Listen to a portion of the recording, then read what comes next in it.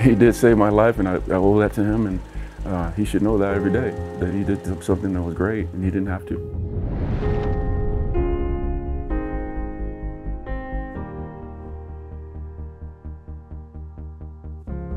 Born on February 20th, just 26 minutes apart, Chris and Kevin Singleton were inseparable growing up. That's why it was no surprise that not even college football could tear them apart. We were going to play together. We had the intentions right away that we're going to play together. We had several schools that wanted to take one or the other and big names, and we turned them down because we were going as a package. We didn't know anything else, so we wanted to go to school together. In 1985, the Singleton twins picked up their lives in Parsippany, New Jersey, and moved over 2,000 miles across the country to join the Arizona Wildcats. What was it about the University of Arizona that made you want to be a Wildcat? I tell you what, well, first of all, it was the coaching staff at that time that brought us in. We fell in love with the coaches, so we just felt like it was at home when we came out here. We fell in love with the desert, we fell in love with the coaching staff, Larry Smith, and that's why we decided to come to the University of Arizona. To have somebody that's that close to you, because it's hard to come out to transition to a college level, and especially be on your own. To have your own brother and to play together in the same field and to go to training table together and have lunch together, it was awesome. From those everyday moments to the big victories, the pair of linebackers continued to do everything together. From receiving all conference honors to having high NFL draft potential, Chris and Kevin were living the same dream. But in just one day, all of that changed. When was it that you started to feel a little fatigued, and I'd heard you had some pain in your right shoulder? Yeah, it was probably about in July of 1989. We worked out pretty hard. We were trained probably 7 days a week, and that was the single twins in the gym working out all the time. And I felt like I was just having a little bit of heat exhaustion. He came home, he wasn't feeling well, and he had a really high fever, and he was just shaking. So I immediately tried to get him to the trainer, and he examined him and everything. He goes, "We got to get you to the hospital."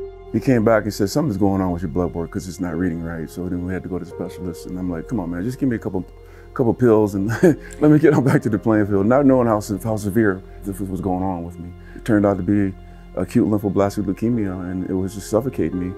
And it was just like that. It hit me, and our world just went upside down. Those next 6 months looked quite different for the twins. Kevin's days were filled with chemo and radiation, while Chris was busy with the Wildcats' 1989 season. I was there for 100%, and I tried to do everything I possibly could. I still played at the time, still went to class, I still went to see him every day. After a fantastic senior season, Chris was primed to be a high NFL draft pick. But that January, he was also picked as a perfect match for a bone marrow transplant. And you didn't think twice? No. Not even hesitant. I mean, he's my brother. He's all I know. He's all I have. When they had a chance to do a bone marrow transplant, it was like, you can be a match, a twin. You can do this bone marrow. I'm like, no problem. Let's get it done. Let's get it over with. I didn't go to the combine. I went to the combine, but I had the procedure done on my back, so you're out. I came back because I didn't want to go to the draft there. We had the draft party at my house, and my brother was there, and he was recovering. I mean, it took like that within a week or so, and I was back, but blood was coming back up, counts were back up. I was feeling better. I was getting my skin color back, and so I was on the races after that. That April, Kevin's cancer went into remission, and Chris was selected as the number 8 overall draft pick to the New England Patriots. As Chris began his rookie season in the NFL, Kevin worked his way back onto the field as well. When you made it back for that first game of that next season against Illinois, when you stepped on that field, did it just hit you?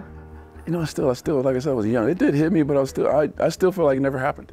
I was just running out there. I got this mindset, I'm just going back to normal and I'm going to start playing football again. But it was awesome to be back around the guys and playing and working out. After that 1990 season, Kevin entered the coaching world, and Chris continued his career in the NFL. And even though their lives weren't as parallel as they were before, their bond remained stronger than ever. The bond we have and we still have and will have for the rest of our lives was the key. Was the key to success for me to survive, was the key to help him persevere through his professional career.